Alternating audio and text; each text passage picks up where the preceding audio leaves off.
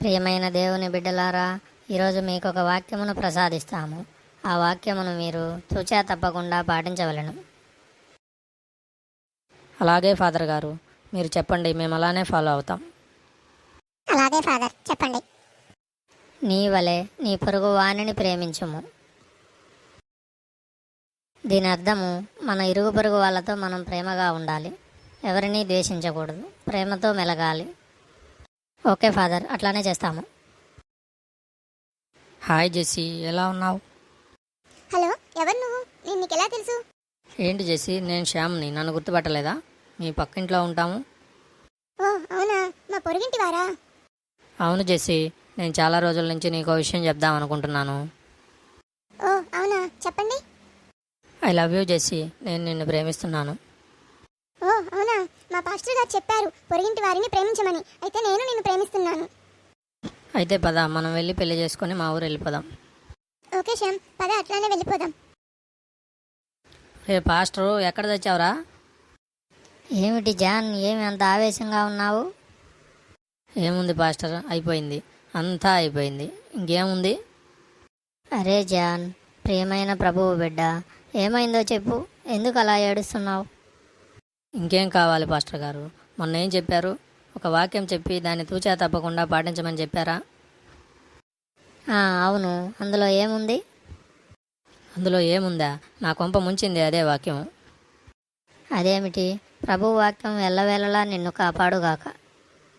మీరు చెప్పిన వాక్యం విని నా భార్య నా పొరుగింటి వాణిని ప్రేమించి వానితో వెళ్ళిపోయింది ఫాదర్.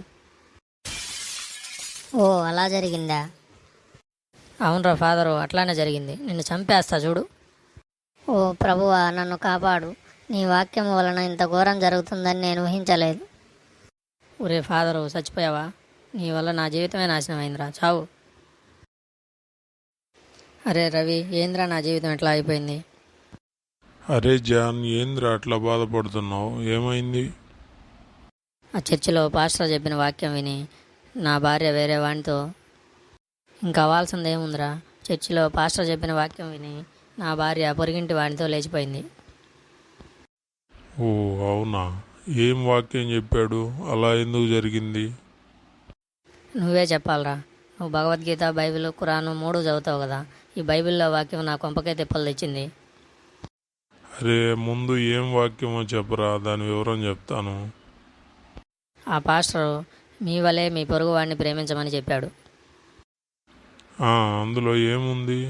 ఏమైంది దానివల్ల? అవ్వాల్సింది ఏముందిరా?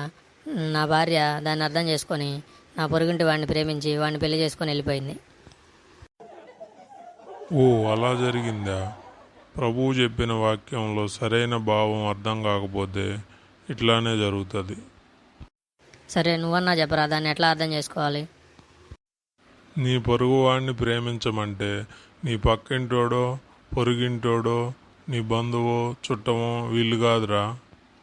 మరి ఎవరు? పొరుగింటి వాళ్ళంటే ఎవరు? బయట వాళ్ళే కదా. అలా కాదురా. ప్రభు ఒక వాక్యం చెప్పాడంటే అందులో ఎంతో నిగూఢమైన వివరం ఉంటుంది. దాన్ని బయటికి అర్థం చేసుకోకూడదు. ఆ వాక్యం శరీరం లోపలికి అర్థం చేసుకోవాల్సిన విషయం. అదేంటంటే, ప్రతి శరీరంలోనూ 3 ఉంటారు. ఇప్పుడు నీ శరీరమే తీసుకుంటే, నీ శరీరంలో నువ్వు కుమారుడివి. నీ శరీరానికి మొత్తానికి అధిపతి, నీ శరీరాన్ని నడిపించేవాడు ఆత్మ, అంటే తండ్రి. మొత్తం విశ్వమంతా వ్యాపించి ఉన్నవాడు పరిశుద్ధాత్మ. ఇట్లా ప్రతి శరీరంలోనూ 3 ఉంటారు. ఆ 3లో నీకు పొరుగువాడంటే నీ తండ్రి అయిన ఆత్మ. ఆయన్ని నువ్వు ప్రేమించాలి, నీ వలే ప్రేమించాలి. నీ మీద నీకు ఎంత అభిమానం ఉంటుందో, ప్రేమ ఉంటుందో, అదేవిధంగా నువ్వు ఆయన్ని ప్రేమించాలి. నీ పొరుగువాడు అంటే నీ శరీరంలోనే ఉన్నాడు, నీకు దేవుడై ఉన్నాడు. ఆయన్ని ప్రేమించమని దాని అర్థం. అంతేగాని పక్కింటోన్నో, ఎదురింటోన్నో, పొరుగింటోన్నో అని కాదు. ఇలా క్లారిటీగా అర్థం చేసుకోకపోతే ఇలానే జరుగుతుంది. అంటే నా పొరుగింటి వాడంటే నా శరీరంలో ఉన్న నా తండ్రి, నన్ను నడిపించే నా తండ్రి. ఆయన్ని మనం ప్రేమించాలి. అవునరా, ఇది సరైన అనిపిస్తుంది, కరెక్ట్ అయిన భావం అనిపిస్తుంది. అలా ప్రేమిస్తే ఎవరికి ఎటువంటి ఇబ్బంది లేదు కదా. అవును, దీన్ని ఎలా అర్థం చేసుకుంటూనే సక్రమంగా ఉంటుంది. అరే థ్యాంక్స్ రా బాబు, చాలా కరెక్ట్గా చెప్పావు. నేను ఈ వివరం నా భార్యకి చెప్పి నేను వెళ్ళి నా భార్యను మళ్ళా తెచ్చుకుంటాను.